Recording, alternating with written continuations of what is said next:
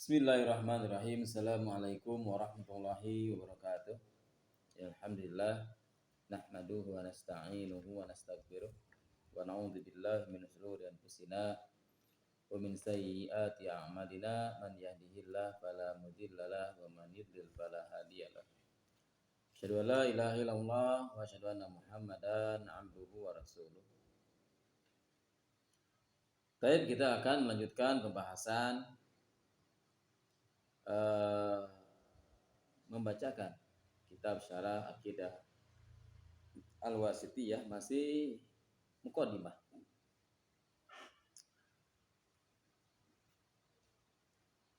Qala mu'allif rahimahullahu ta'ala, berkata mu'allif rahimahullahu ta'ala Syekh Muhammad bin Shalih Al-Utsaimin, fa idza ahbabta Allah azza wa jalla, dan apabila engkau mencintai Allah Subhanahu wa ta'ala, raghibta fima indahu, maka dari rasa cinta itu akan mengharapkan. Cinta akan menjadikan harap. Wa raghibta ilal wusuli ilaihi, dan engkau mengharap untuk sampai kepada tujuan. Seseorang yang tertanam pada dirinya rasa cinta, maka akan ada rasa harap untuk sampai kepada tujuan yang dia inginkan. Wa talabta at-tariqa al-musila ilaihi, dan engkau meminta untuk at-tariqa al-musila ilaihi, yaitu berjalan, ya, untuk sampai di tujuan tersebut. Wa kumta bi ta'atihi 'alal wajhil akmal, maka ini akan tercapai dengan menjalankan ketaatan, menjalankan perintah-perintah dengan sempurna. Al-mahabbah akan beriringan dengan rasa taat. Dengan mentaati perintah-perintah Allah Subhanahu wa ta'ala dengan sempurna. Fa idza abamtahu, dan apabila engkau mengagungkannya, khifta minhu, maka engkau akan takut darinya. Kullama hammamta bi ma'siyatin istash'arta 'azamatal khaliq azza wa jalla, maka setiap engkau menginginkan, ya, untuk melakukan sebuah kemaksiatan, maka engkau akan merasakan keagungan Khalik. Tatkala kita ingin mempunyai keinginan untuk melakukan maksiat, maka seorang yang dilandasi dengan ta'zim terhadap Allah Subhanahu wa ta'ala, dia akan merasakan keagungan Khalik. Fanafarta, dan engkau akan lari dari perbuatan maksiat tersebut. Artinya kita tidak akan melakukan maksiat tersebut karena kita melihat keagungan Allah Subhanahu wa ta'ala. Allah Subhanahu wa ta'ala berfirman, wa laqad hammat bihi wa hamma biha laula ara'a burhana rabbi. Sungguh, ya, hammat bihi, dia itu ingin, memiliki keinginan, bihi dengannya, wa hamma biha, dan demikian juga Yusuf memiliki keinginan dengannya, laula an ara burhan, ya, sekiranya tidak melihat tanda-tanda dari Allah Subhanahu wa ta'ala. Artinya Yusuf alaihissalam terlepas, ya, dari keinginan yang dia inginkan karena Yusuf alaihi salam ingat kepada Allah Subhanahu wa taala. Ingat kepada keagungan Allah Subhanahu wa taala. Maka tatkala seseorang tidak ingat terhadap keagungan Allah Subhanahu wa taala, maka di sana manusia akan melakukan hal-hal yang sesuai dengan hawa nafsunya, kemaksiatan. Nah, sebaliknya tatkala di dalam hatinya itu ada keagungan kepada Allah Subhanahu wa taala, maka dia akan terhindar dari perbuatan maksiat tersebut. Kadzalika linasrifa anhu su'a wal fahsya.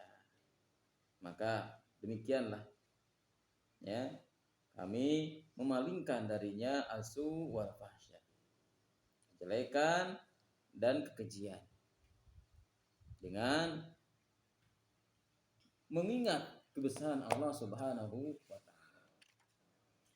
Fahadhihi min ni'matillahi 'alaika, maka ini merupakan nikmat dari Allah Subhanahu wa taala kepadamu. Idza hamamta bima'siyatin wajadtallaha amamaka, apabila engkau menginginkan perbuatan maksiat dan engkau mendapatkan Allah Subhanahu wa taala di depanmu, maka fahibata wa khifata wa taba'alta 'anil ma'siyah, maka engkau akan segera, maka engkau akan takut, maka engkau akan menjauhi dari maksiat tersebut. Di annaka ta'budallah rabbatan wa rahbatan, karena engkau beribadah kepada Allah Subhanahu wa taala dalam keadaan rabbah, dalam keadaan harap, dan dalam keadaan rahbah, yaitu dalam keadaan cemas. Tentunya rabbah adalah dibangun di atas kecintaan. Rahbah dibangun di atas ta'zim, pengagungan kepada Allah Subhanahu wa taala. Inilah orang-orang yang selamat dari perbuatan maksiat, orang-orang yang tidak melakukan perbuatan-perbuatan maksiat karena mereka ada di dalam dirinya rasa rohbah, harap dan cemas. Kemudian fama makna al-ibadah. Kemudian di sini Syekh Muhammad bin Shalih Al-Utsaimin menuliskan sebuah pertanyaan, fama makna al-ibadah. Maka apa itu makna daripada ibadah? Al-ibadatu tutlaqu al-amrayni. Maka ibadah itu adalah ala amrayni, atas dua perkara, alal fi'li wal maf'ul. Alal fi'li wal maf'uli. Tutlaqu alal fi'li alladhi huwa ta'abbudu.